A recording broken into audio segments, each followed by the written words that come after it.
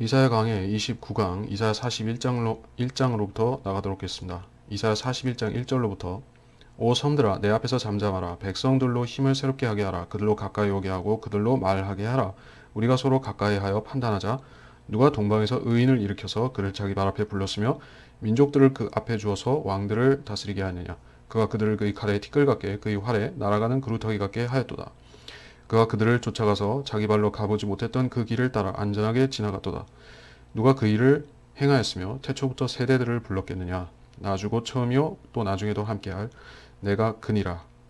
섬들이 그것을 보고 두려워하고 땅끝들이 무서워하며 가까이 다가왔도다. 자, 41장에서 시작하는 부분은 역사적으로 이스라엘 70년 바벨론 포로 생활을 끝낸 그 코레스 왕에 대해서 언급하면서 시작이 되었습니다. 이 코레스 왕은 이스라엘을 단순히 해방시켰을 뿐만 아니라 그는 여기에 본문에서 묘사되기로는 마치 재림하시는 예수 그리스도가 민족들을 심판하시고 유대인을 회복시키는 것과 같은 그런 유사하게 그런 존재로 묘사하고 있는 것입니다. 그래서 민족들을 그 앞에 주어서 왕들을 다스리게 하였다. 이것은 단순히 코레스가 그렇게 했다는 그 정도의 말씀이 아닌 것이죠. 예수님께서 민족들을 주님 앞에 도열시키고 또 왕들을 주님 앞에 엎드리게 해서 이 땅을 무소불위 독재자로서 통치하시는 그러한 왕이 되시는 예수 그리스도에 대한 예표로서 코레스를 말하고 있다. 그렇게 볼 수가 있습니다. 그래서 여기서 그의 활에 날아가는 그루터기 같게 하였도다. 우리가 그루터기라는 이 신호를 볼 때 또 악인들, 대환란 때의 그 악인들 이라는 이미지를 당연히 떠올릴 수가 있겠죠. 우리가 그 부분을 찾아보면 나훔 1장 10절에 이런 말씀 있죠. 그들이 가시나무처럼 엉켜지고 주정뱅이처럼 취해 있을 때 그들은 잘 마른 그루터기처럼 태워지리라. 또 말라기 4장 1절에도 교만한 자와 악을 행하는 자는 정령 다 그루터기 같이 되리라. 이런 말씀이 있기 때문에 이 활 그리고 그루터기란 말은 재림하신 주님과 밀접하게 관련되어 있다고 볼 수가 있겠습니다. 3절 그가 그들을 쫓아가 자기 발로 가보지 못했던 그 길을 따라 안전하게 지나갔다. 그들을 누구를 쫓아갔을까요? 물론 여기서는 역사적으로 코레스 왕이 정복 왕이었다는 그런 사실을 말하고 있지만 더 나아가 예언적으로 볼 때는 주님께서 그렇게 하시는데 주님께서 초림 때 거쳐가지 않으신 길을 따라서 가신다. 그런 말씀인 것입니다. 그러니까 재림 때 주님께서 이 땅에 내려오시고 아마겟돈에서 군대들을 무찌르시고 결국 예루살렘 동편 올리브산으로 내려오셔서 거기서 동문으로 입성을 하시는데 그러한 전체 과정을 우리가 보게 되면 초림 때 주님께서 공사역 기간 중에 거쳐가지 않으신 많은 길을 거쳐가신다. 그런 뜻으로 볼 수가 있겠습니다. 그래서 여기 2절, 3절에서는 동방에서 의인이라는 이 역사적인 코레스 외에 여기에 빗대어서 예수 그리스도, 그 특별히 동방이라는 것도 주님께서 오시는 그 방향과 예루살렘 동편으로 임하시는 그것과 상관이 되겠죠, 당연히. 그래서 예언적인 언급과 역사적인 언급을 같이 하고 있다는 것입니다.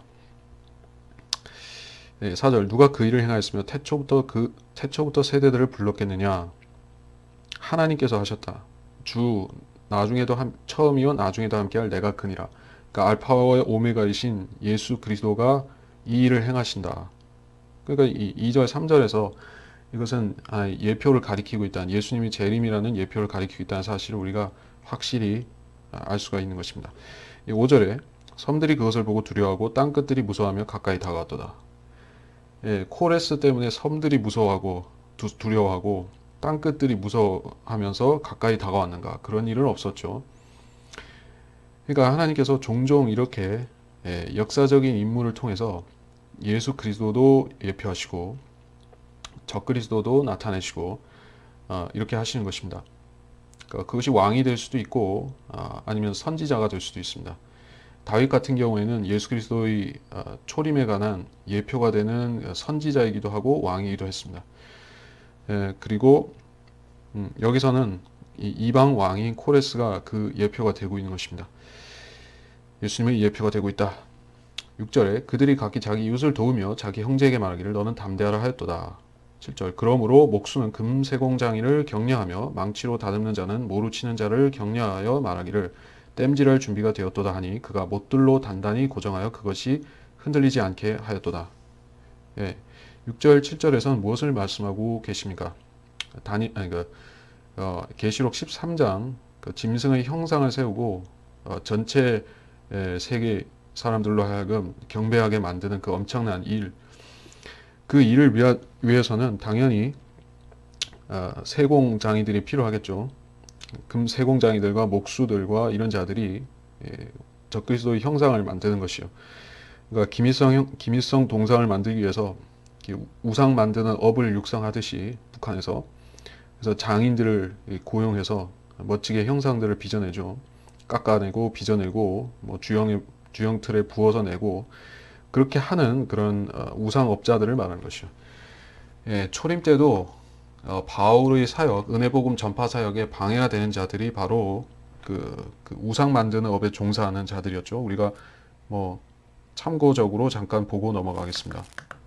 네, 사도행전 19장입니다. 사도행전 19장 34절 군중이 그가 유대인인 것을 알고서 모두 다 한 소리로 약 2시간 동안이나 외치기를 에베소인의 다이아나는 위대하도다 하더라. 그리고 35절까지만 그때 성읍의 사무장이 무리를 진정시키며 말하기를 에베소 사람들이여 에베소인의 성읍이 위대한 다이아나 여신과 주피터로부터 떨어져 나온 신상의 숭배자라는 사실을 모르는 자가 누구리요. 근데 이렇게 이들이 외치고 자기들의 여신을 그 다이아나 여신을 섬기는 것처럼 얘기했지만 실질적으로 이 사람들은 왜 그렇게 했는가? 19장 27절 사도행전 19장 27절에 보면 우리의 이 업이 수치스럽게 될 위험에 처했을 뿐만 아니라 위대한 여신 다이아나의 신전도 멸시받을 것이며 따라서 온 아시아와 세상이 숭앙하는 그녀의 위엄 또한 소멸될까 하고 하였습니다. 그러니까 이들이 자기들이 직업을 잃어버리고 수익이 없어지게 되기 때문에 그래서 그들이 신은 그들이 배였기 때문에 바울을 공격한 것이요. 그래서 이 자들이 지금도 있고 또 앞으로 대환란 때에도 적그리스도의 형상을 만드는 일에 업에 종사하면서 그들은 돈을 버는 것이요. 적그리스도가 이 형상을 만들어 놓고 그 시민들에게 절하게 하고 또 큰 바벨론의 부가 축적되죠. 온 세상의 그 모든 천한 자나 높은 자나 낮은 자나 전부 짐승의 표를 받음으로 인해서 그들이 개인 재산을 마음대로 사용할 수 없고 적그리스도가 그걸 모아들이게 되는 것이죠. 그러면 적그리스도는 그 세계의 모든 부를 하나로 모아서 그 자기 영예를 위해서 사용하는 것입니다. 그것이 바로 자기 형상을 만들고 또 자기의 그 우상화 작업을 위해서 쓰는 것이요. 이렇게 8절부터 그러나 이스라엘 내가 택한 야곱 내 친구 아브라함의 씨야 너는 나의 종이라 내가 너를 땅 끝들로부터 취하였고 거기에 우두머리들로부터 너를 불러서 내게 말하기를 넌 나의 종이라 내가 너를 택하였고 버리지 아니하였도다 하였노라. 자 8절에서 그 6, 7절에서 우상 섬기고 우상을 만드는 그러한 저주받은 자들과 대비해서 축복받은 하나님의 백성에 대해서 말씀하고 있습니다. 물론 그들은 대환란이 진행 중인 그 시점에서는 아직 회복되지 않은 이스라엘입니다. 그러나 회복되지 않고 아직 죄가 씻겨지지 않은 그 메시아를 죽인 죄가 아직 씻겨지지 아니한 상태의 이스라엘임에도 불구하고 하나님께서 그들을 돌보고 계신다는 말씀을 하고 있습니다. 그래서 내가 택한 야곱이라 분명히 주님께서 그들을 그 선민으로 인정하고 계시다는 것이에요. 내 친구 아브라함의 씨야. 하나님께서는 아브라함을 친구라고 부르셨다. 그래서 우리가 야고보서 2장 23절에 나오는 사실이고 친구이면서 너는 나의 종이라 라고 부르고 있습니다. 그 친구 내 친구 아브라함의 씨 하지만 그들은 하나님의 종이었습니다. 신분적으로 그 아브라함의 허리에서 나왔고 아브라함은 하나님의 친구였지만 하나님께서는 유대인 개개인을 친구로 대접하신 것은 아니라 그들이 하나님의 종이었던 것입니다. 그러니까 종 이상의 친밀한 관계 아브라함이었던 것이요. 그리고 아브라함은 영적으로 그리스도인들의 조상이기도 하죠. 그래서 우리는 그 아브라함의 믿음을 이 계보를 영적인 믿음의 계보를 따라서 우리도 그 하나님의 친구가 된 것이요. 예, 친구이면서 또 자녀이기도 하고 또 예수 그리스도의 지체요 또 형제가 된 것이요. 그래서 여기서는 문자적인 이스라엘 유대인들의 그 하나님께서 택하신 백성이라는 사실을 확인하고 있습니다. 그리고 9절에서 내가 너를 땅 끝들에부터 취하였고 거기에 우두머리로부터 너를 불러서 예, 언제 그렇게 했다는 것일까요? 땅 끝들로부터 취한다는 것은 그들이 디아스포라로부터 즉 흩어짐에서 회복되는 그 말씀을 하고 있는 것이요. 유대인들이 그 바벨론 포로 생활에서 회복되었던 사건은 1차 회복이었었죠. 그리고 그 뒤로 1948년에 나라가 다시 세워진 이스라엘 나라가 다시 세워짐으로 인해서 또 회복이 된 것입니다. 근데 여기서 땅끝들에서부터 취하였다는 이 구절의 말씀은 분명히 그 두 사건을 가리키는 것은 아닌 게 분명합니다. 왜냐하면 그러니까 하나님께서 그때 이스라엘 전체 백성들을 앞에 놓고 넌 나의 종이라 내가 너를 버리지 아니하였도다. 이거는 분명히 온전한 회복의 약속을 말씀하는 것이요. 이것은 즉 이스라엘이 하나님과 체결하게 될 그 뉴 카비너트 그 새 언약에 대해서 말씀하고 있기 때문에 뭐 새 언약에 대해서는 이게 예레미야서에 나오지만 그러니까 하나님께서 모세와 최초에 맺으신 이스라엘과 맺으신 그 언약은 조건부 언약이었던 것입니다.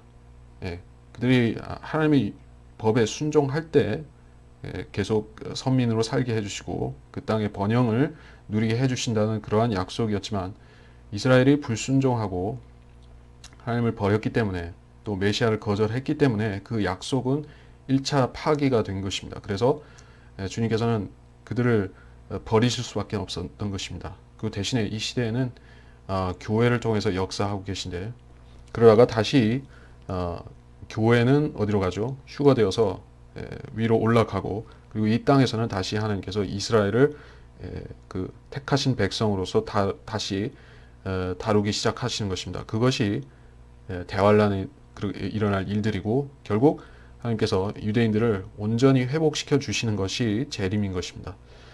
그래서 이 구절의 말씀은 분명히 재림 때 유대인들을 회복시켜 주는 그 말씀을 하고 있는 것이지 1948년이나 혹은 BC에 있었던 그 바벨론 포로 회복을 귀한 사건을 말씀하는 것은 전혀 아니라는 것이요.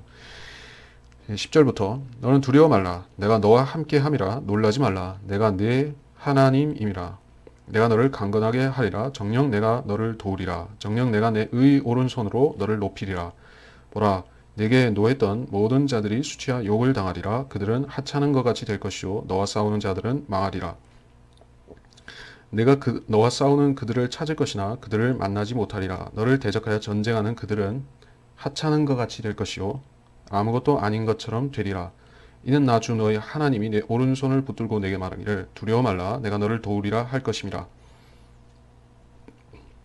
자, 계속해서 두려워 말라는 놀라지 말라는 위로와 격려의 말씀을 하고 계신데 그리스도인도 물론 이걸 영적으로 적용할 수 있죠. 강건하라 담대하라 여호수아에게 하신 말씀인데 우리가 찾아보면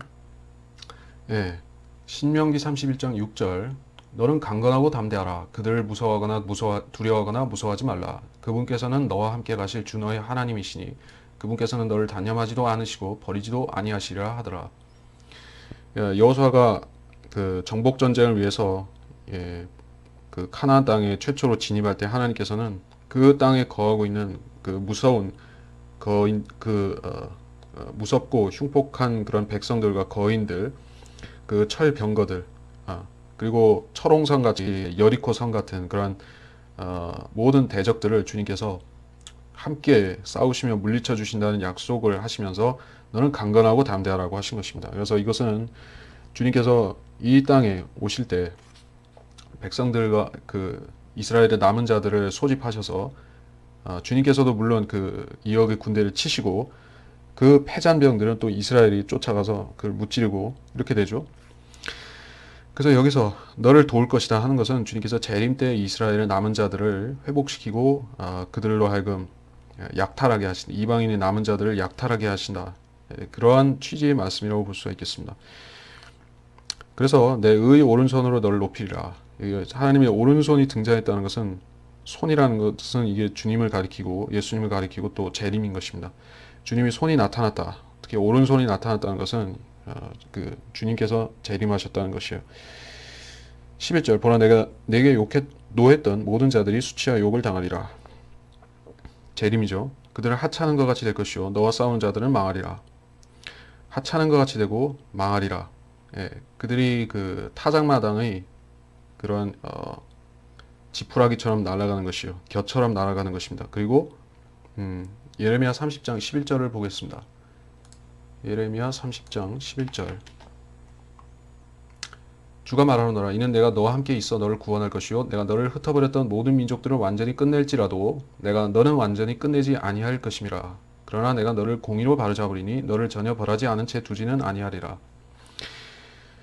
자, 그래서 이스라엘과 싸우는 자들을 망하게 하시겠다고 주님께서 약속하셨습니다. 근데 이 약속이 언제 적용되느냐 이게 중요하겠죠. 이스라엘을 역사적으로 대적했던 많은 민족들이 있었습니다. 이집트, 아시리아, 바빌론, 그리스, 로마, 그리고 신약시대 와서는 뭐 스페인이라든지 프랑스, 독일, 영국까지 많은 캐토릭과 모슬렘과 이런 나라들이 그 이스라엘을 박해하고 대적하고 했었습니다. 근데 하나님께서 그들을 다 멸하시지는 않는 것이요. 여기서 말씀하는 것은 이 대환란 때 이스라엘을 대적하는 그 유엔을 가리킨 것이요. 그 사실상 수많은 민족들이 대부분의 민족들이 와서 이스라엘을 대적할 것입니다. 그렇기 때문에 하나님께서 민족적으로는 거의 대부분의 이방인들을 흩어버리시고 멸하실 수밖에 없는 것입니다. 소수만이 남아서 복된 천년왕국에 들어가 이스라엘 백성들 아래에서 그 복을 누리게 될 것입니다. 어쨌든 민족적으로는 대부분 망하는 것이요. 뭐 그때 가면 사실상 뭐 한국 민족이든지 뭐 일본이든지 중국이든지 러시아든지 미국이든지 어떤 나라든지 간에 결국 비슷한 전철을 밟을 수밖에 없을 것이다 라는 것입니다. 민족적으로는 대부분 그 보존되기가 힘들지만 주님께서 거기서 남은 자들은 걸러내서 그들로 이 양으로 분류하셔서 염소들은 전체 모두 불못으로 지옥으로 보내시고 그 중에서 선한 자들은 유대인들에게 크게 그 악을 행하지 않은 그 사람들은 의인으로 분류하실 것이요. 그래서 그렇게 되지 못한 자들은 악한 자들은 이스라엘 대적한 자들은 주님께서 12절과 같이 하실 것이다. 이 말씀입니다. 13절 이는 나 주 너의 하나님이 내 오른손을 붙들고 내게 말하기를 두려워 말라 내가 너를 도우리라 할 것임이라. 자, 주님께서 이 이스라엘의 육체적으로 나타나시는 것, 또 피지컬 그러니까 육체적인 접촉, 인간 대 인간, 즉 그 주님께서 인자로서 Son of Man, 인자로서 나타나셔서 이스라엘을 직접 목양하실 것이다. 또 목자로서 그들을 먹이고 입히고 하실 그런 말씀을 하고 계신 것이에요. 이게 초림 때 주님께서는 실질적으로 그 일을 하셨죠. 이스라엘 집에 잃어버린 양들을 모으시고 그 다친 자들을 그 치료하시고 이런 일들을 하셨는데 사실상 그 사역의 뭐 연장선상으로 봐야 되는 것이죠. 주님께서 초림 때 그 일을 하셨으나 유대인들이 그것을 받아들이지 않은 것이죠. 주님께서는 이스라엘의 목자이셨는데 주님께서 목자 되심을 유대인들이 거부했기 때문에 주님께서 그들을 낫게 하실 수가 없었습니다. 그들의 다치고 그런 그 죄악의 허물, 다친 상처들과 죄악의 허물들을 주님께서 치유하실 수 없게 그들이 패역했던 것입니다. 그러나 재림 때는 그들이 순종하는 양과 같아서 주님께서 그들을 돌보시고 또 다친 데를 감싸주신다는 말씀인 것입니다. 14절 너 벌레 야곱아 두려워 말라 너희 이스라엘 사람들아 내가 너를 도우리라 주 곧 이스라엘의 거룩한 분이 너희 구속주가 말하노라 보라 내가 너로 이가 날카로운 새 타작 기구를 삼으리니 내가 산들을 쳐서 부스러기로 만들 것이며 작은 산들을 쭉정이 같이 만들 것이라 내가 그것들을 까부르리니 바람이 그것들을 날릴 것이며 회오리 바람이 그들을 흩을 것이라. 내가 주를 즐거워할 것이며 이스라엘이 거룩한 분을 자랑하리라. 자, 벌레 야고바 했습니다. 그러니까 이스라엘이 벌레처럼 되었다는 말인 것입니다. 주님께서 자신에 대해서 나는 벌레라고 하셨죠.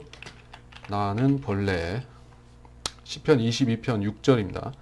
그러나 나는 벌레요 사람이 아니라 사람들의 비방거리요 백성들에게 멸시거리니이다. 자, 누가 이 말을 이 예언을 했죠?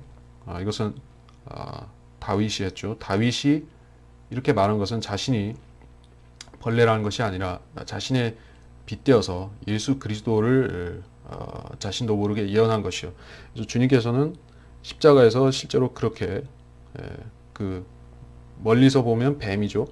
가까이서 보면 그런 큰 벌레같이 되신 것이요.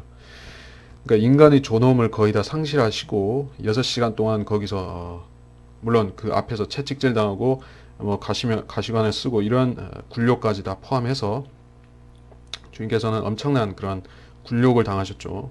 거의 인간의 존엄성을 상실하다시피 되고 벌레와 같이 되고 또 뱀처럼 되시고 했던 것입니다.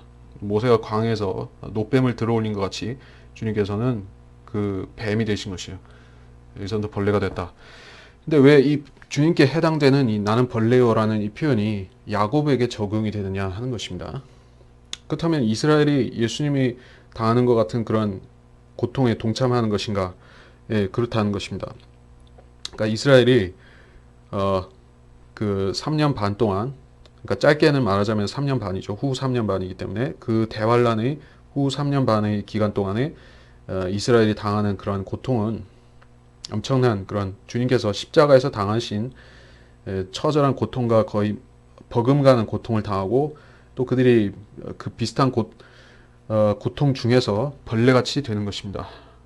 그래서 주님께서는 자신의 고통과 그 이스라엘이 대환란 때 당하는 고통을 비슷하다고 이렇게 말씀하신 것이에요. 그럼에도 주님께서는 두려워 말라. 이스라엘 사람들아 내가 너를 도우리라. 여기 야곱이라고 했고 또 이스라엘 사람들이라고 다시 확인했죠. 교회는 야곱이라고 불리지 않습니다. 또 그 이스라엘이라고 불릴 경우가 우리가 찾아보면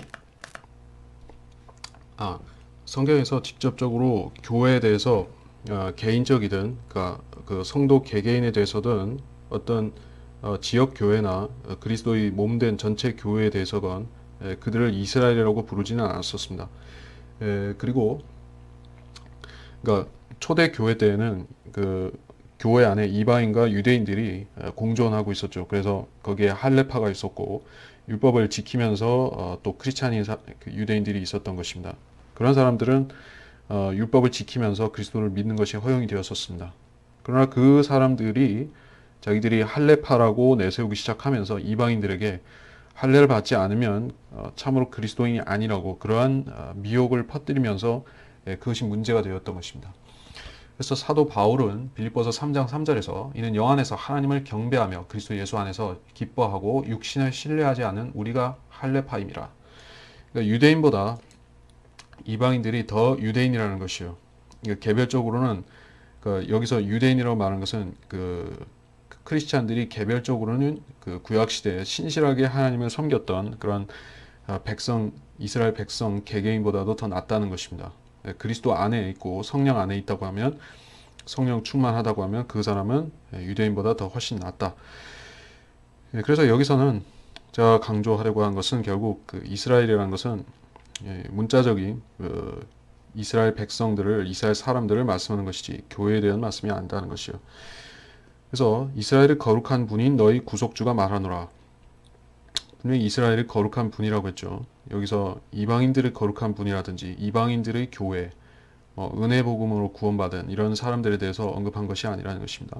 15절 보라 내가 너로 이가 날카로운 새 타작기구를 삼는다. 타작기구에 대한 말씀이 나오는데 이사야 28장에서 어떤 말씀이 나오는지 보겠습니다. 이사야 28장 앞서 살펴보았었던 이사야 28장 21절로 29절 여기서 쟁기질을 하고 뭐 지면을 평평하게 하고 회황들 뿌리고 커민을 흩어 뿌리고 이런 그 농사와 타작과 아, 그 농사와 타작의 과정에 대해서 주님께서 이 재림에 연관시켜서 말씀하셨죠. 그리고 이 15절에서는 본문 15절에서는 이스라엘 자체를 타작 기구로 삼는다 이런 말씀을 하셨습니다. 이스라엘이 타작 기구가 된다. 어떤 방식으로? 그러니까 어, 그 예루살렘을 치러 오는 모든 백성들에게 그것이 무거운 돌이 되게 한다. 스가랴 12장 3절 말씀에 그날에 내가 예루살렘을 모든 백성에게 무거운 돌이 되게 하리라. 비록 세상의 모든 백성이 그것을 치려고 함께 모일지라도 그 돌을 드는 자들은 모두 산산이 부서지리라. 그러니까 만일에 그 환란 끝에 그 이방인들이 적그리스도가 시키는 대로 예루살렘으로 쳐들어오지만 않았더라면 그들은 그런 비참한 최후를 맞이하지 않아도 될지 모릅니다. 물론 짐승이 표를 받고 그러면 지옥에 가지만 어쨌든 아마겟돈에서 무참하게 이 진노의 포도즙 틀에 짓밟히는 운명은 적어도 피할 수가 있을 텐데 그들은 거기로 모이는 것이요. 그것이 하나님께서 이스라엘이라는 그 땅을 팔레스타인이라는 그 땅을 그 이방인들을 심판하는 그런 계시록에서는 분명히 그것을 포도즙 틀이라고 말씀하셨는데 사실은 그 쥐덫 같은 그 어떤 그 짐승을 가두는 덫과 같은 것이요. 예, 미끼를 그 보고 그 덫에 달려드는 그런 야생 맹수처럼 달려들다가 덫에 걸리고 마는 것입니다. 그리고 그 덫의 실체가 바로 여기서는 이스라엘 땅인 것입니다. 뿐만 아니라 그 백성들이 무엇이 되는가? 이스라엘의 남은 자들이 이방인들이 피냄새를 맡고 몰려드는 그러한 미끼가 되는 것이요. 주님께서 이스라엘의 남은 자들을 미끼로 삼아서 물론 주님께서 그 이스라엘 남은 자들을 멸하시지 않고 보존하시지만 그들을 이방인들이 쳐들어오는 미끼로 삼으시는 것입니다. 그래서 그들은 이스라엘의 남은 자들이 보잘것없다고 생각하고 그들을 남김없이 쓸어버리기 위해서 두려움 없이 몰려오다가 주님께서 갑자기 재림하시면 뜻하지 않게 멸망당하는 것입니다. 그래서 여기서 이스라엘을 타작기구로 삼는다는 말씀이 나온 것이요. 그리고 산들을 쳐서 부스러기로 만들고 작은 산들을 쭉정이같이 만든다. 이것은 중의적인 두 가지 표현이 될 수가 있겠죠. 하나는 진짜 실제로 주님께서 산들을 쳐서 평평하게 만드시는 그 말씀일 수가 있고, 그래서 엄청난 지진과 관련이 되죠. 재림 때 있을 지진과 관련해서 모든 산들이 사라지고 섬들도 없어지고 이런 지진이 있죠. 그래서 지형이 실제적으로 이 땅의 지형이 바뀌는 것입니다. 그런 의미가 될 수도 있겠지만 여기서는 이스라엘이 그렇게 한다라고 하기 때문에 주님께서 재림 때 땅을 평평하게 만드시는 그 역사는 주님이 전능하신 그런 능력으로 하시는 것이지 이스라엘을 시켜서 하시는 것은 아니죠. 물론 그 일을 하시는 주체가 하나님이지 이스라엘이 뭐 삽으로 땅을 산을 파가지고 우공이산 그런 속담에 있듯이 그렇게 산을 옮긴다는 것이 아니라 주님께서 옮기시죠. 여기서는 실제 산들이 아니라 다른 의미라고 봐야 될 것입니다. 성경에서 산들을 산이 아닌 무엇으로 암시하는 경우가 있는가? 덜어 있는 것입니다. 우리가 몇 구절만 한번 찾아보도록 하겠습니다. 그런 경우가 자주 있는 것은 아니지만 일단 현저하게 산이 무엇을 상징하는 경우는 예레미야 51장 25절에 이런 말씀이 있죠. 주가 말하노라 온 땅을 멸하는 파괴시키는 산아 보라 내가 너를 대적하노라 내가 내게 내 손을 펴서 너를 바위들로부터 굴러내리고 너를 불탄 산이 되게 하리라. 누구에 대해 말씀인가? 여기서는 역사적 바빌론 또는 예언적인 대관람 때의 바빌론 그들을 말씀하고 있는데 이것은 한 도성이죠. 근데 도성인데 산을 바다에 던지듯이 던져버린다. 이런 말씀으로 하신 것이요. 그래서 여기서 산들을 친다는 것은 민족들, 어떤 왕국들을 친다는 뜻이 될 수가 있고 작은 산들이라는 것은 큰 나라, 혹은 작은 나라 이런 식으로 구분되는 의미가 될 수 있겠죠. 그러니까 이스라엘이 주님께서 재림하시면 주변에 있는 강국들과 그런 중소국가들과 이런 나라들 있죠. 작은 나라, 요르단이라든지 또 레바논 같은 나라, 그리고 큰 나라, 이집트 또는 이라크, 시리아, 사우디아라비아 이런 큰 나라들 있죠. 예, 물론 그저 북쪽의 터키도 연관이 될 수가 있고 그리스라든지 이런 크고 작은 나라들 또 섬나라들 있죠. 사이프러스라든지 또 크레테 그리고 몰타 그리고 시칠리아 그리고 이런 코르시카 같은 그 지중해에 있는 많은 섬들이 있죠. 섬나라들도 그 주님께서 그 이스라엘을 복종케 하시고 큰 나라들도 여기서 산들 뭐 에베레스트나 알프스나 이런 산들이 상징하는 그, 대단한 권세를 가리키는 것이요. 왕국의 권세를 가리키는 것이요. 그래서 그 큰 산들과 작은 산들을 주님께서 무너뜨리시고 잘게 부스러뜨린다. 그 심판에 대해서 다니엘서에서 이렇게 말씀하고 있죠. 다니엘 2장 우리가 찾아보면 느부갓네살의 꿈, 그 결론에 대해서 보자면 이렇죠. 다니엘이 이렇게 해석했습니다. 2장 34절 다니엘 2장 34절 왕께서 보셨는데 손으로 다듬지 아니한 돌이 철과 진으로 된 그 형상의 발을 쳐서 산산이 부수니 그 철과 진흙과 놋과 은과 금이 함께 산산이 부서져서 여름 타작마당의 쭉정이같이 되어 바람에 날려 사라져 간 곳이 없어졌으며 그 형상을 친 돌은 태산을 이루어서 온 세상을 가득 채웠나이다. 자, 금은 동철, 금은 노철, 진흙 이러한 금속과 흙이 상징하는 왕국들이 있죠.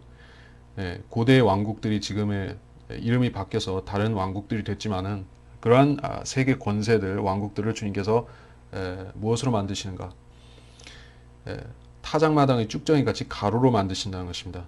그러니까 더 이상 천년왕국 때는 그러니까 러시아라든지 미국이라든지 뭐 중국이라든지 이런 슈퍼파워 오늘날의 그 세계 정치와 경제를 주름잡고 있는 그런 초강대국들 말하는 것이요. 그런 나라들이 다 부스러기가 된다는 것이요. 부스러기로 몇십 개, 몇백 개로 쪼개지겠죠. 그러니까 우리가 말하자면 천년왕국 때는 진정한 뭐라고 해야 되나 지방 자치가 이루어진 것이죠. 아마도 뭐 제 생각에는 그 미국이 원래 유럽 사람들이 들어오기 전에 뭐 메이플라워로 그 청교도들이 들어왔지만 그 전에는 인디언들이 그 땅에 분포하고 있었죠. 거기서 목축도 하고 사냥도 하고 그렇게 살았는데 그다음 그 어떤 큰 왕국을 형성하지 않고 부족 국가들을 뭐 국가라고 말하기도 어렵고 부족 지방 자치 형태로 이렇게 되어 있었던 것입니다. 그래서 상당히 평화롭게 살고 있었죠. 그러니까 천년왕국 때는 미국이 과거에 그런 인디언들이 흩어져 살듯이 그렇게 잘게 수십 개, 수백 개로 쪼개진다는 그렇게 볼 수가 있겠죠. 뭐 다른 나라도 크게 다르지는 않을 것이요. 사실 그렇게 되어야 그리스도인들이 뭐 5고을도 다스리고 10고을도 다스리고 물론 10이라는 것은 그거는 그 비중을 말씀하는 거기 때문에 실제적으로는 뭐 몇천 개, 몇만 개 이러한 그 잘게 나눠진 그런 고을들이 있는 것이요. 거기서 마을들이라고 했으니까 미국이 아마 수백 개로 쪼개질 수도 있는 것이요. 그럼 그리스도인이 거기에 그 조각 하나하나씩 이렇게 왕이 되어서 왕과 제사장으로 되어서 그렇게 다스린다는 말씀이죠. 더 이상 그 큰 산과 같은 왕국들이 없다는 것이요. 15절은 이것은 산들이라는 것은 큰 왕국들, 큰 그런 세계 권세를 가리키는 것입니다. 내가 그것들을 까부르리니 바람이 그것들을 날릴 것이고 회오리 바람이 그들을 흩을 것이라. 민족들을 흩어버리고 그들을 낮추신다는 그런 말씀입니다.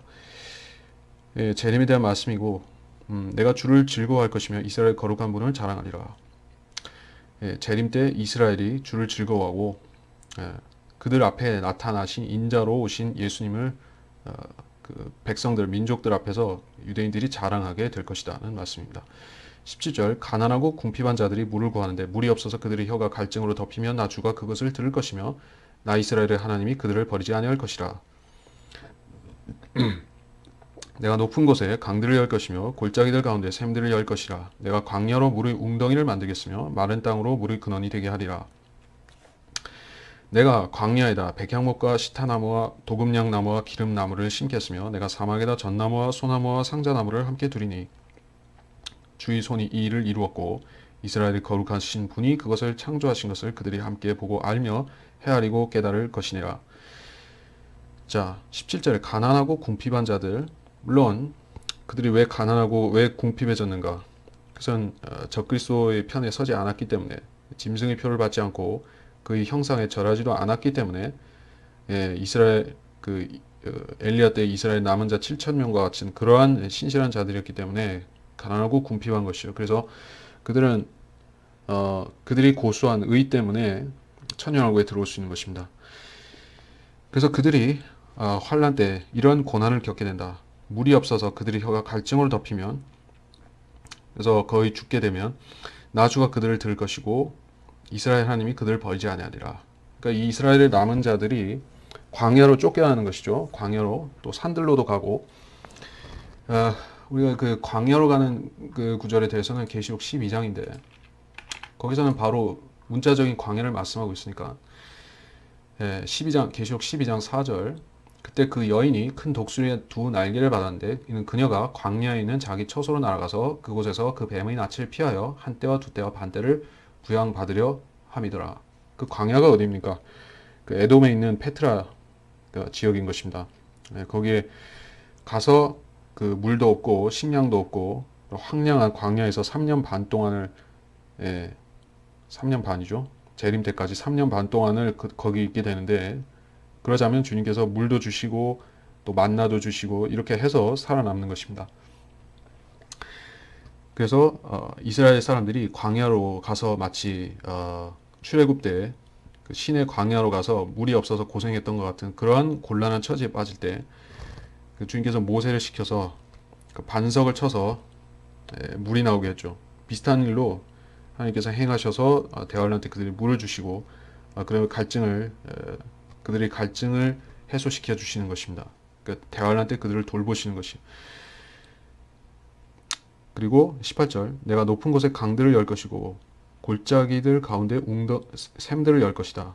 광야로 물이 웅덩이를 만들고, 이것은 문자적으로 기후와 환경을 주님께서 천년왕국 때 복된 환경으로 바꾸시는 그 말씀입니다.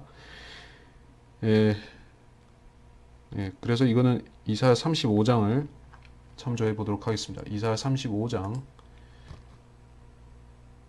1절로 7절입니다. 이사야 35장 1절 7절. 광야 메마른 곳이 그들을 기뻐하고 사막이 기뻐하며 장미처럼 피리라. 쭉 보다가 2절에 그것이 무성하게 피어 기쁨과 노래로 즐거워할 것이요 레바논의 영광과 칼멜과 샤론의 아름다움이 그것에 주어지리라. 사막이, 광야가 낙원처럼 에덴 동산처럼 피어나리라는 그 말씀을 하고 있습니다. 이 광야가 녹지가 되려면 우선 물이 풍성해야 되겠죠. 결국에 사하라 사막이라든지 뭐 고비 사막이라든지 아라비아 사막이라든지 많은 사막들에 왜 거기가 사막이 되겠습니까? 기후가 또 문제가 되고 또 지하수도 고갈되고, 물론 그 밑에 깊이 땅을 파고 내려가면 대수층이 있죠. 그리고 그 대수층에 조금 올라와서 분포하고 있는 수층들이 있는데 거기를 뚫어서 이렇게 물을 공급할 수 있습니다. 그래서 리비아의 대수로를 뚫었죠. 근데 고대에는 그런 걸 만들 수가 없었기 때문에 거기가 버려진 땅이 온전히 버려진 땅으로 수천 년을 살아왔던 것입니다. 그래서 지금도 아라비아 사막은 여전히 황무지인 것이요. 그러니까 사우디 아라비아 같은 나라는 그런 사람이 거주하기에 적합한 땅은 뭐 1%도 안 되는 것이요. 대부분이 황량한 그런 사막, 열사의 사막인 것이요. 근데 하나님께서 물을 주시면 또 땅 밑에서 물이 올라오게 하시고 또 위에서 물을 풍성히 주시면 그때는 그런 사막이 에덴 동산과 같이 될 것이라는 말씀입니다. 19절, 내가 광야에다 백향목과 시타나무, 도금나무, 기름나무를 심는다. 이런 나무들은 전부 그 기름진 삼림에 나는 그런 나무들인 것이요. 백향목이 그렇죠. 백향목은 광야하고는 전혀 상관이 없는 나무인 것이, 광야에선 자랄 수가 없는 나무입니다. 물이 풍성한 지역에서 자랄 수 있는 나무인 것입니다. 이제 기후가 완전히 바뀌어지는 것입니다. 20절, 주의 손이 이 일을 이루었고 이스라엘을 거룩하신 분이 그것을 창조하신 것을 그들이 함께 보고 알며 헤아리고 깨달을 것이라. 누가 이것을 이루었는가? 사람들이 관계 농업을 잘 발달시켜서 뭐 비닐하우스를 만들어서 뭐 지하수 그 우물을 뚫어서 이렇게 만든 것이 아니라 하나님께서 하셨다. 주의 손이 이 일을 이루었다. 그러니까 주의 손이 했다는 것은 기적으로 하셨다는 것입니다. 예, 우리가 욥기 12장 9절을 보겠습니다. 욥기 12장 9절. 이것들 중 그 어느 것이 주의 손이 이 일을 이루신 줄 알기 못하겠느냐. 욥기 12장에서 무엇이죠? 바다의 고기들, 땅의 짐승들, 생물들의 혼, 인류의 호흡이 주님의 손 안에 있고 주님께서 피조물들을 자기 손으로 관장하신다는 말씀을 하시면서 했습니다. 그래서 주님께서 기적적인 초자연적인 방법으로 이 기후를 회복시키는 것을 말씀하고 있습니다. 21절 주가 말하노니 너희는 송사를 일으키라. 야곱의 왕이 말하노니 너희의 강력한 주장을 내어놓으라. 그들로 주장들을 내어놓고 무슨 일이 일어날지를 우리에게 보이게 하라. 그들로 이전 일들을 보이게 하여 그것들이 무엇이든 간에 우리로 그 일들을 숙고하고 그 일들의 나중 결말도 알게 하라. 아니면 앞으로 있을 일들을 우리에게 선포할지니라. 이후에 있을 일들을 보여주어 우리로 너희가 신들인 것을 알게 하라. 정령 선을 행하거나 악을 행하라. 우리가 놀람에 그것을 함께 보리라. 자, 송사를 일으키라. 송사를 일으키라. 주님께 송사를 일으키라. 누구에게? 민족들에게 말씀하신 것이요. 그러니까 지금 하나님을 대적하지는 않지만, 그러니까 실질적으로 성경과 하나님의 약속을 대적해서 민족들이 모여서 그 음모들을 획책하고 있죠. 즉 여러 가지 있지만 특히 그 팔레스타인 땅을 분할하자는 것, 그 유대인들에게 주지 말자는 것, 또 예루살렘, 즉 하나님께서 가장 이 지상의 모든 도성들 가운데서 중시하시는 그러한 도성인 예루살렘을 유대인의 손에서 뺏어서 다른 민족에게 준자, 혹은 유엔이 관할한다, 이런 식으로 주장하는 것입니다. 그것이 바로 이방인들이 일으키는 송사라는 것입니다. 지금 그래서 마치 일본이 독도가 자기들 일본 땅이라고 주장하면서 이걸 국제사법재판소에 가져가서 독도가 한국 땅인지 일본 땅인지 거기서 심판을 내리자, 이런 식으로 억지를 쓰죠. 근데 아무리 그런 억지를 쓴다고 해서 실효 지배를 하고 있는 한국이 그걸 안 내놓으면 그만인 것이요. 그러니까 말하자면 민족들이 억지를 쓰고 있는데 하나님께서 그것을 이루어지지 못하도록 지금은 막아놓고 계신 것입니다. 민족들이 마음대로 할 수 없도록. 그러나 대환란 때는 잠시 풀어놓으시는 것이죠. 그래서 민족들이 거기서 자기들이 뜻을 이루는 것 같이 하다가, 이스라엘을 자기들 마음대로 하는 것 같이 하다가 주님께서 재림하시면 그때는 상황이 또 역전이 되는 것입니다. 그래서 여기서 송사를 일으키라. 그러면 주님께서 맞대응하시겠다는 것입니다. 우리가 이 관련된 구절, 야곱의 왕이라는 이 말씀과 관련된 구절을 잠깐 보겠습니다. 시편에 몇몇 구절들이 있습니다. 47편 4절에서 7절이라든지 46편 7절이라든가 75편 9절, 76편 6절, 105편 6절로 7절, 이런 구절들이 있는데 그 중에서 하나만 75편 9절만 보겠습니다. 시편 75편 9절.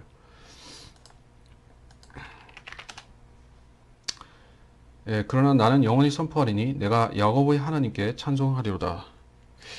야곱의 하나님 또는 야곱의 왕. 야곱은 하나님께서 그 이스라엘로 아직 계명하시기 전에 그 이스라엘을 야곱이죠. 근데 육신적인 상태의 이스라엘을 야곱이라고 부르실 때가 있고, 또 여기서는 육신적인 상태의 이스라엘이 아니라 영광된 상태의 이스라엘도 여기서 야곱이라고 부르셨습니다. 그러니까 하나님께서 하나의 애칭으로 쓰신다라고 볼 수가 있겠습니다. 이스라엘은 하나의 공식적인, 지금도 실질적으로 이스라엘이라는 나라의 호칭이기도 하고, 또 공식적인 하나님께서 부르시는 명칭이 그렇고, 마치 하나님께서 애칭을 부르시듯이, 어떤 사람의 애칭을 부르시듯이 야곱이라고 할 때는 친밀하게 부르시는 것입니다. 특히 유대인들은 하나님의 형제죠. 그러니까 예수님의 형제죠. 왜냐하면 예수님께서 유대인으로 태어나셨기 때문에 유대인이 왕이 되시고 하기 때문에 그들은 주님과의 그런 친밀한 육친의 관계를 주장할 수 있는 것입니다. 그래서 하나님께서 그들을 야곱의 왕이라고 예수님과 유대인들의 관계를 그렇게 친밀하게 설정하시는 것이다. 이렇게 볼 수가 있겠습니다. 야곱의 왕이 말하니 너희의 강력한 주장을 내어놓으라. 이방인들에게 주님께서 따지시는 것입니다.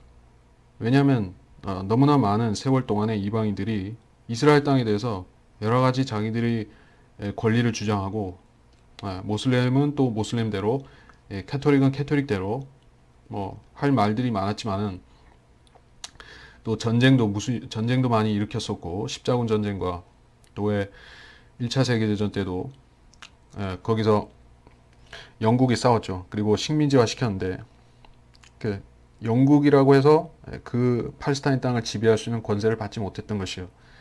위임 통치를 했었는데 결국에 하나님께서 그 벨포어 선언을 지키지 않고 약속을 씹어버린 그 영국을 하나님께서 호되게 심판하셨죠.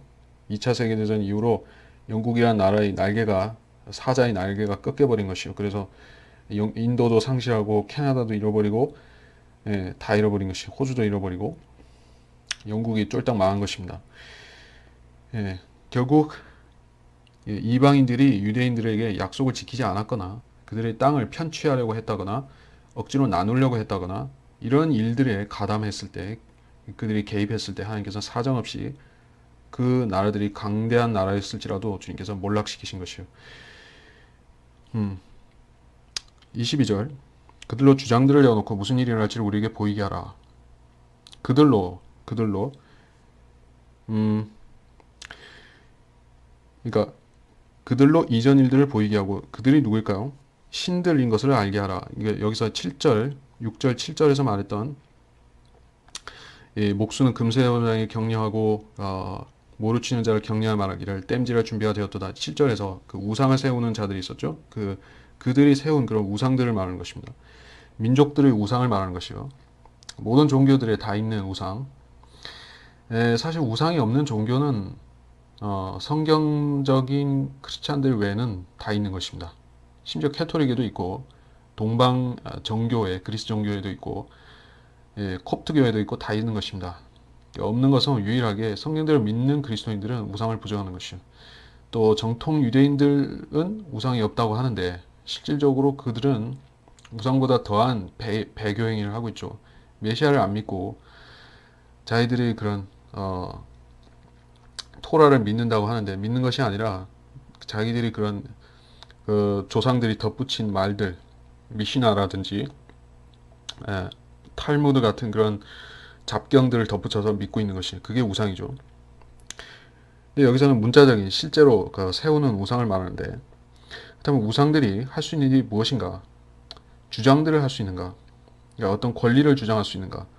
그러니까 어떤 우상을 세워놓고 그 우상이 가령 이집트의 스핑크스가 몇천 년을 거기에 뿌리박고 있었으니 그 우상의 땅이라고 주장할 수 있느냐 하는 것입니다. 우상은 의지가 없죠. 우상은 생명력이 없습니다. 또 우상은 생각도 권리도 없는 것이요. 사람들이 움직이면 움직이는 대로 옮겨갈 수밖에 없는 것이요. 그러니까 댐을 지어서 이게 그 신전이 수몰되게 되면 그 이집트의 그 아부신벨 신전이 이게 그 수에즈 운하 아니 그 저기 그 나일강의 그 아스완 하이댐 있죠. 그 댐을 지을 때 그 세계 문화 유적이라고 해서 그 거기에 잠기게 된 그 신전을 그 산 위로 옮겨다 놓은 것이에요.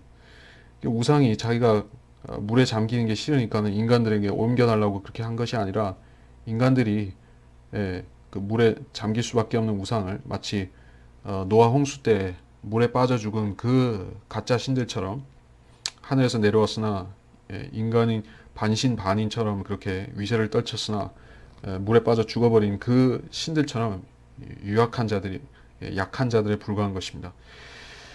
그래서 그들은 계시의 능력이 예언의 능력이 없다는 말씀하고 있습니다. 무슨 일이 일어날지를 보이게 하라. 보일 수 없다. 이전 일들을 보이게 하여 그 일들을 숙고하게 하고 자, 이전 일들을 보이게 하냐. 참된 역사를 제시할 수 있는가. 예. 우상들이 그 거짓 역사에서 거짓을 걷어내고 참된 역사를 제시할 수가 있습니까? 인간이 역사에서 교훈을 배우지 못하는 이유는 물론 근본적으로 인간이 악하기 때문에 죄성이 있기 때문에 안 배우는 부분도 있지만 그 마귀가 또한 그 거짓 역사들을 거미줄처럼 펴놓은 이유 때문에 사람들이 혼돈스러워서 잘 못 보는 부분도 있습니다. 뭐 대표적인 부분이 교회사를 마구 가려놨죠. 완전히 덧칠을 해놓은 것입니다. 그래서 성경대로 믿는 사람들은 이단으로, 그러니까 초대 교회 때부터 지금의 필라델피아 시대 이르기까지 그러한 성경대로 믿었던 선조들은 이단들로 만들고 또 캐토릭이나 친카토릭 그러한 교회들은 정통 교회로 만들고 이 역사를 조작한 것이죠. 근데 그 참된 역사를 알 수 있으려면 무엇에 의존하고 우리가 찾아야 됩니까? 하나님 말씀을 등불로 삼아서 우리가 역사를 조명할 수밖에 없는 것입니다. 우리가 성경에 신약 시대의 역사에 대해서 개괄적으로 보여주는 장이 있죠. 계시록 2장과 3장에서 개괄적으로 물론 교회사 중심으로 약소하게 보여주는 것이긴 하지만 제시를 하고 있는 것입니다. 거기서 우리가 라오디케아 시대의 교훈을 계시록이 없었다고 하면 계시록 3장이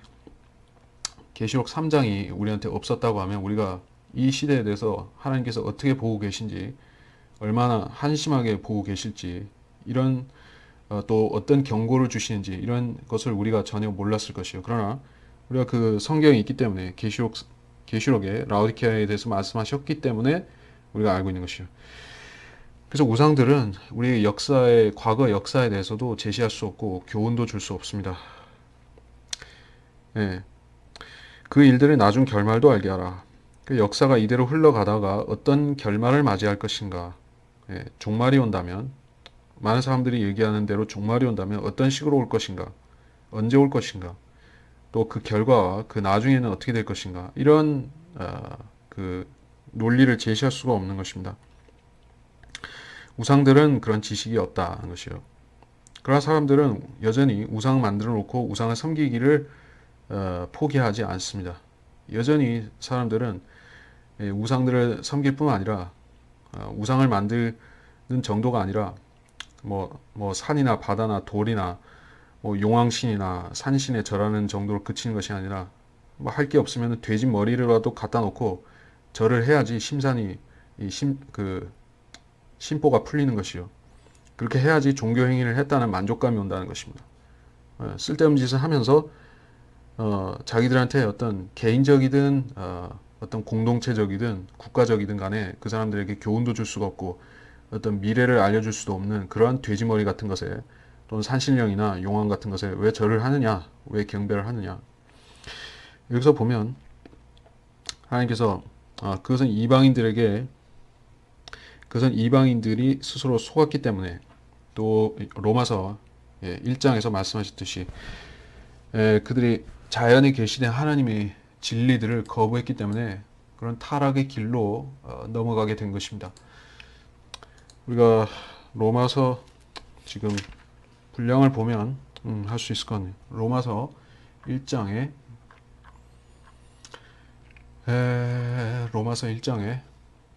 20절이죠. 로마서 1장 20절. 세상의 창조 때부터 그분께 속한 보이지 않는 것들이 분명히 보여졌고 심지어는 그분의 영원한 능력과 신격까지도 만들어진 것들에 의해 알려졌으므로 그들이 변명하지 못하느니라. 이는 하나님을 알되 하나님께 합당한 영광을 돌리지 아니하고 감사치도 아니하며 도리어 그들의 상상들이 허망해지고 그들의 어리석은 마음이 어두워졌기 때문이니. 이러면서 그들이 하게 된 여러 가지 악행들을 율법을 어기고 양심을 어기고 짓는 그런 죄들에 대해서 언급하시는데 그 23절에서 우상들을 만드는 것, 사람이든 짐승이든 무엇이든 우상들을 만드는 행위를 언급하시고 그 다음으로 그 동성연애에 대해서 경고를 하고 계시죠. 우상 숭배와 동성연애는 원래 잘 맞는 한 쌍인 것이요. 하나가 오면 다른 것도 오게 되어 있습니다. 그래서 우리가 동성연애자들을 우리가 판단하는 데 있어서 우리가 간과해서는 아니 되는 부분이 그 사람들은 우리가 생각하는 거와는 다르게 종교적인 사람들이라는 그런 것입니다. 사실 동성연애자들 가운데서 무신론자를 그러니까 두드러지게 무신론자라고 이렇게 하는 사람은 별로 없는 것이요. 대부분은 그, 그 교회 다니고 멀쩡한 그러한 사람들이 알고 보면 동성연애자로 이렇게 발견되는 경우가 있습니다. 미국에 그런 경우가 흔하죠. 심지어 동성연애자들이 모여서 그들만의 교회를 형성하기도 하죠. 교회를 형성하고 또 이게 자기들이 크리스찬이라고 그룹을 만들 정도라고 하면 상당히 종교적인 사람들인 것이요. 근데 그들이 섬기는 종교는 하나님을 믿는 것이 아니고 성경적인 기독교와도 상관이 없고 바로 이 로마서 1장에 말씀한 대로 우상 숭배자들인 것입니다. 그런 자들이 인류의 미래에 대해서 인간의 미래에 대해서 계시하신 하나님의 진리를 그들이 깨달을 수 있을 것인가 전혀 알 수 없다는 것입니다. 그들이 섬기는 것은 자기 육신이고 육신 안에 있는 정욕인 것입니다. 정욕이 그들이 신인 것이요. 다시 말해서 그들이 배가 그들이 신인 것입니다. 예. 그래서 그들은 우상 숭배자이며 미래를 알 수 없는 허망한 종교를 섬기는 자들이다. 24절 보라 너희는 아무것도 아니며 너희의 일은 헛것이라 너희를 택한 자는 가증함이라. 역시 우상들에 대해서 주님께서 경멸하는 말씀을 하고 있습니다. 25절 내가 한 사람을 북쪽으로부터 일으켰으니 그가 오리라. 태양이 뜨는 곳으로부터 그가 내 이름을 부르리니 그가 와서 통치자들을 마치 회반죽을 이김같이 토기장이가 진흙을 밟음같이 하리라. 자, 누구에 대해서 말씀하셨습니까? 앞에 41장 2절에서 2절 3절 여기서 말씀하셨던 그 코레스와 같은 동일 인물인 것입니다. 그러나 여기서는 또 예수 그리스도에 빗대어서 말씀하고 있습니다. 물론 그 코레스가 일어났던 지역은 이스라엘에서 북동쪽에 해당하기 때문에 이 41절 2절에서는 동방이라고 했고 또 25절에서는 북쪽이라고 했지만 사실 이 동쪽이라든지 북쪽이라는 것은 주님께서 재림하시는 행보하고 재림의 행로와 밀접한 관련이 있죠. 북쪽이라는 것은 주님께서 우주의 북쪽, 즉 그 북편 시온, 우리가 찾아보면 자 그것이 시편 48편 2절 북편에 있는 위대한 왕의 도성 시온산은 그 자리 잡은 곳이 아름다우며 온 땅의 기쁨이니. 여기서 말씀하신 시온산 이 북편에 있는 시온산은 예루살렘을 가리키는 것이 당연히 아니라 우주적인 북쪽에 있는 하나님의 도성 하늘에 있는 시온산을 말씀하는 것이에요. 그래서 주님께서는 북쪽에서부터 오시고 높이는 일이 어디서 온다고 했죠? 우리가 또 찾아보면 높이는 일이 어디서 오는가? 시편 75편 6절 이는 높이는 일이 동쪽에서나 서쪽에서나 남쪽에서 오는 것이 아니기 때문이라. 그런 세 방향이 아니라면 북쪽에서 오는 것이요. 주님께서 우주적인 북쪽으로부터 내려오신다. 그래서 여기 25절에 한 사람을 북쪽으로부터 일으켰다는 것은 코레스를 역사적으로 가리키지만 그것에 빗대어서 주님께서 북쪽으로부터 오시는 걸 말씀하는 것이요. 태양이 뜨는 곳으로부터 그가 내 이름을 부르리니. 자, 코레스가 여호와 하나님의 이름을 부르고 하나님을 섬겼나요? 물론 그가 유대인들을 잘 대해주고 고향으로 돌려보내주는 그런 선을 행했지만은 코레스 자신이 회심한 유대교인이 된 건 아니죠. 이교도였고 이방인이었습니다. 그런데 내 이름을 부른다는 것은 이게 예수님이 직접적으로 해당되는 것이요. 예수님께서 누구의 이름으로 오시죠? 아버지 이름으로 초림 때도 오셨고 재림 때도 아버지 이름으로 오시는 것이에요. 여호와라는 이름으로 오시는 것입니다. 그래서 그 에스겔 마지막 절에서 이런 말씀이 있죠. 주님께서는 여호와께서 이 땅에 거하시는 분이 이 땅에서 통치하시는 분이 될 것이요. 주께서 거기 계시다. 여호와 삼마 그 사면의 규격이 1만 8천이며 그 날로부터 그 성읍의 이름이 주께서 거기 계시다가 될 것이라. 이것이 여호와 삼마. 그러니까 주님께서 예수 그리스도께서 여호와라고 불리시는 것이요. 그래서 주님께서는 내 이름을 부르리니 그러니까 주 예수 그리스도께서 그렇게 하신다는 것입니다. 그가 와서 통치자들을 회반죽을 이김같이 토기장이가 진흙을 밟음같이 하리라. 그러니까 주님의 신성에 해당되는 그런 신성으로 행하시는 심판에 해당하는 말씀이죠. 인간을 심판한다든지 전쟁으로 무찌른다든지 이런 언급이 아닌 것입니다. 물론 여기서 비유적으로 말씀하셨지만 토기장이가 진흙을 밟음같이 진흙을 잘 밟아서 고운 그 진흙을 만들어야 그릇을 잘 뽑아낼 수가 있죠. 그 포도즙 틀을 아주 잘 짓이겨야 질 좋은 포도주를 만들 수가 있죠. 타작 마당에서 타작을 세차게 잘 두들겨야 가루가 고운 가루가 나올 수가 있죠. 주님께서 민족들을 고운 가루처럼 갈아버리시고 또 포도즙 틀에서 알갱이를 다 으깨 버리시고 또 여기서는 진흙을 밟듯이 고운 진흙으로 완전히 순화시켜 버리는 것이요. 26절 누가 처음부터 고하여 우리로 알게 하였으며 또 이전부터 고하여 우리로 그는 의롭다고 말하게 하였느냐. 정령 보여주는 자도 없고 정령 고하는 자도 없고 정령 너희 말을 듣는 자도 없도다. 처음이신 분이 시온에 말하기를 보라 그들을 보라 하리니 내가 기쁜 소식을 가져오는 자를 예루살렘에 주리라. 내가 보았더니 아무도 없으며 그들 가운데는 내가 그들에게 물었을 때 한마디의 답변을 줄 수 있는 어떤 상담자도 없었도다.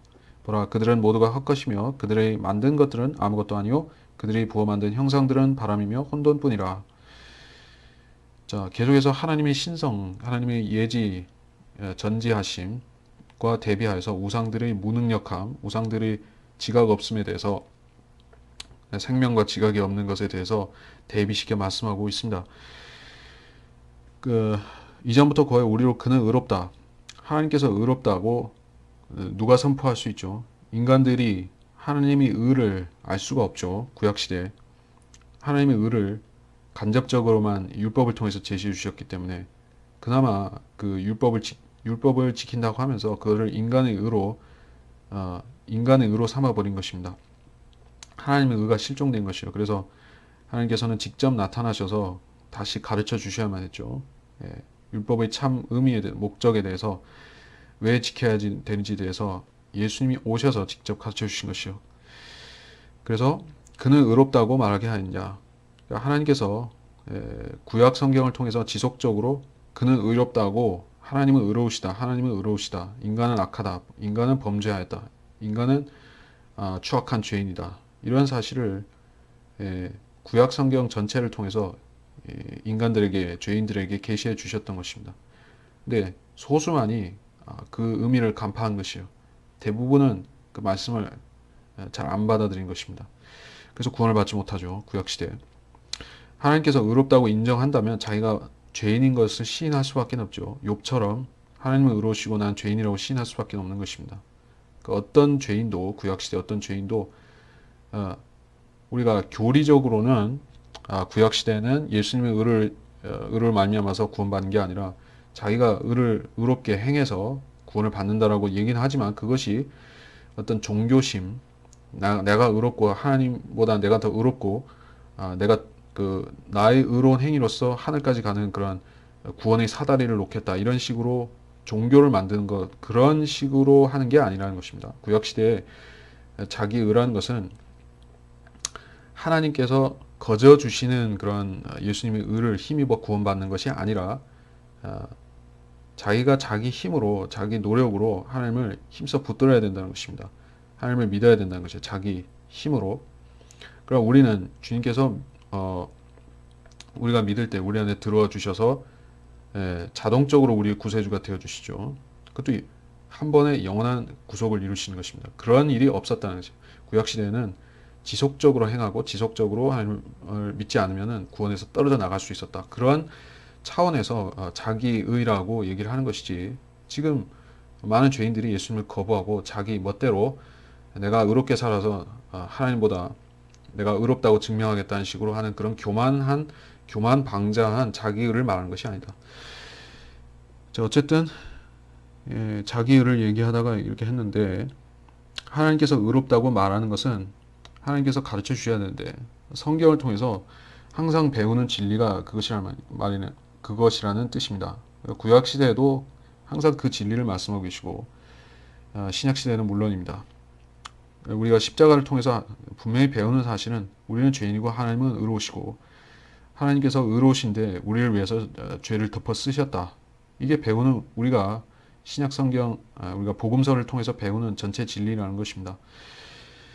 27절 처음이신 분이 시온에 말하기를 보라 그들을 보라 하리니 내가 기쁜 소식을 가져오는 자를 예루살렘에 주리라. 처음이신 분 예수님께서 뭐라고 말씀하시는가? 그들을 보라. 누구를 보라는 것이죠? 의인들의 세대를 보라는 것이죠. 의인들의 세대. 예, 우리가 시편 1편 5절을 보면 그러므로 악인들은 심판을 견디지 못하며 죄인들은 의인들의 회중에 들지 못하리니 의인들의 회중이 있습니다. 또 의인들의 장막들의 그러니까 시편 118편 15절에는 기쁨과 구원의 음성이 의인들의 장막들에 있나니 주의 오른손이 막강하게 행하시는도다. 의인들의 집회, 의인들의 회중, 의인들의 장막 이것은 천년왕국 때의 이스라엘 사람들을 말하는 것이요. 그래서 그들을 보라. 의인들의 세대, 주님께서 회복시킨 이스라엘을 보라는 것입니다. 기쁜 소식을 가져오는 자를 예루살렘에 주리라. 예, 그러니까 이스라엘에 주리라. 기쁜 소식을 가져오는 자가 누구일까요? 그것은 전령, 그 주님께서 통치하신다고 알려주는 그런 전령과 같은 자들을 말하는 것입니다. 우리가 그것에 대해서 우리가 성경 참조 구조를 찾아보겠습니다. 예, 우리가 이사야 52편 7절을 보겠습니다. 이사야 52편 7절 좋은 소식들을 가져오며 화평을 선포하고 번영의 기쁜 소식을 가져오며 구원을 선포하여 시온을 향하여 말하기를 내 하나님이 통치하시는도다 하는 자의 발이 산들이에 있을 때 어찌 그리도 아름다운가. 자, 기쁜 소식을 가져오는 전령이 여기 나온 것이요. 그 전령이 누가 될지는 뭐 이방인들이 돌아다니면서 전파한다고 봐야겠죠. 이 신약 시대 지금 우리 교회 시대에는 복음을 누가 전파합니까? 사람이 전파하죠. 그리스도인들이 거듭난 그리스도인들이 복음을 전파하고 천사나 유대인들은 가만히 있는 것이요. 그런데 대환란 때는 그 14만 4천이 있고 그 뒤에 영원한 복음이 전할 때는 어떤 천사가 전하죠. 천사가 복음에 관여하고 천년왕국 때는 천사가 전하는 것이 아니라 기쁜 소식을 전하는 자들이 또 있습니다. 그들이 누가 되었든 이방인이든 뭐 어떤 유대인이든 우리 성도들이든 간에 그들이 예루살렘으로부터 온 이방으로 나가서 기쁜 소식을 전하는 것입니다. 우리 하나님께서 통치하신다. 이런 기쁜 소식을 전하는 것이요. 28절 내가 보았더니 아무도 없으며 역시 우상에 대한 말씀이죠. 어떤 상담자도 없었도다. 우상이 상담자가 될 수 없다. 우상 목자는 상담자가 될 수 없습니다. 그러니까 죄인들에 대해서 그 어떤 고민을 들어주고 문제를 해결해주고 이런 상담자가 될 수 없다는 것이죠. 근데 모든 종교에는 거의 비슷한 형태가 있다고 말하죠. 그것이 그 캐톨릭이 말하는 고해성사인 것입니다. 그것이 고대 바빌론에서부터 시작되었다는 사실은 많은 사람이 모르고 있지만 그 알렉산더 히슬로브의 두 개의 바빌론이라는 그 책에 보게 되면 그 고해성사라는 제도가 니므롯의 왕국에서 시작되었던 것입니다. 세미라미스라는 그 여인이 자기의 종교 비밀 경찰 기구를 세울 때 사람들이 그 비밀을 사제들에게 고하게 만든 것이요. 그래서 그 왕국을 그런 교묘하게 통치할 수가 있었던 것입니다. 그것이 나중에 캐톨릭으로 넘어갔죠. 상담자라는 것은 사실은 성령께서 우리 그리스도인 안에서 계실 때 우리에게 지식과 조언과 지혜와 명철을 전달해 주신 그런 또 고민과 두려움과 고통들을 들어주시는 그런 상담자가 되어 주시는데 많은 그리스도인들이 우리의 상담자가 성령님이시라는 사실을 망각하고 사는 경우가 많죠. 그래서 상담자이신 분께 와서 기도하고 상담을 요청하는 대신에 인간 조언자들을 찾아서 가는 것입니다. 기독교 방송에 상담을 해도 성령께서 조언해 주시는 만큼 좋은 조언을 얻을 수가 없죠. 캐톨릭 신부들은 더더욱이 그들은 멍청한 우상 목자들이기 때문에 상담을 해줄 수가 없는 것입니다. 성령을 통해서 상담을 받아야 되는데 천년왕국 때는 성령께서 상담해 주신 것이 아니라 이스라엘에 계신 위대한 그 목자 예수님께서 모든 인류의 지상에 있는 모든 인류의 상담자가 되어 주시죠. 이 사실에 대해서 역시 이사야서 자체의 상담자에 대한 말씀 이사야 9장 6절이죠. 이는 우리에게 한 아이가 태어났고 우리에게 한 아들이 주어졌음이니 정부가 그의 어깨 위에 있을 것이요 그 이름은 경이로운 분이라 상담자라 능하신 하나님이라 영원하신 아버지라 화평의 통치자라 불리라. 그러니까 지금은 성령께서 행하고 계신 그리스도인의 상담자 역할을 천년왕 때는 모든 그런 지상의 백성들에게 예수님께서 그 역할을 하시라는 것입니다. 마치 솔로몬 왕이 현명한 위대한 재판관으로서 아주 놀라운 재판들을 했죠. 역사에 길이 남을 명재판을 남겼습니다. 그러한 식으로 주님께서 상담자와 조언자가 되어주시는데, 물론 삼위일체는 서로 공유하시는 그런 인격이시죠. 그 세 인격으로서 성품을 공유하시죠. 그래서 성령께서 우리한테 주시는 지혜도 비슷한 것이에요. 그러나 세상 사람들은 이 성령께서 주시는 조언과 지혜를 모르지만 나중에 그들 가운데서 천년왕국에 살게 된다면 그때는 알게 될 것이요. 주님께서 눈으로 직접 보여주심으로 알게 될 것입니다. 29절 보라 그들은 모두가 헛것이며 그들이 만든 것들은 아무것도 아니요 그들이 부어 만든 형상들은 바람이며 혼돈뿐이라. 우상에게 주어질 적절한 명칭은 무엇인가? 아무것도 아니고 헛것이다. 바람이고 혼돈이다. 혼돈은 창조적인 결과를 만들어낼 수 없는 무질서를 말하는 것이요. 이 우주를 코스모스, 질서라고 말하죠. 그리고 그 질서와 반대되는 개념으로 그 혼돈, 즉 카오스를 말하죠. 카오스 이론이라는 말도 있고. 근데 이건 창세기 1장에서 분명히 나오는 말씀인 것입니다. 이 우주에 그 물질들을 창조하신 분도 하나님이시오. 거기에 질서인 그 코스모스로 형성시키신 분도 하나님이시고 거기에 혼돈이 분명히 나오는 것입니다. 그 이 재창조 이전에 있었던 그 혼돈에 대해서 주님께서 창세기에 말씀하셨고 형상들은 그 혼돈에나 적합한 어울리는 형상들이라는 것입니다. 사실 우상들은 거기에서 뿌리를 두고 있다. 거기에 범죄한 자들이 있었는데 하나님의 아들들이 타락해서 죄를 짓고 또 사탄이 그들 가운데 있었죠. 사실 우상의 뿌리는 거기에 있는 것입니다. 그러니까 도움을 줄 수 없는 신들인데 그 신들이 이제까지 인류 역사 6천년 동안에 인간들이 우상을 만들어서 뭐 소의 형상을 만들든 뱀이든 뭐 파리든 물고기든 우상을 만들면 누가 와서 숭배를 받았을까요? 물고기나 곤충이나 이런 것들은 자기들이 숭배를 받는 걸 알지도 못하죠. 오히려 그것들은 하나님을 찬양하는 그런 피조물들인 것이요. 그래서 정작 우상을 만들어 놓고 또는 조상신 그런 사당을 만들어 놓고 열심히 섬기면 그 조상신이 뭐 혼이나 영이 오는 것도 아니라 또 물고기나 새나 이런 것들이 오는 것이 아니라 거기 마귀들이 와서 숭배를 받는 것이요. 그들이 어디서 나온 존재들이냐? 혼돈으로부터 나온 그런 저주받은 자들인 것입니다. 자, 그래서 29절까지 마쳤습니다. 이제 다음 시간에 42장을 넘어가도록 하겠습니다.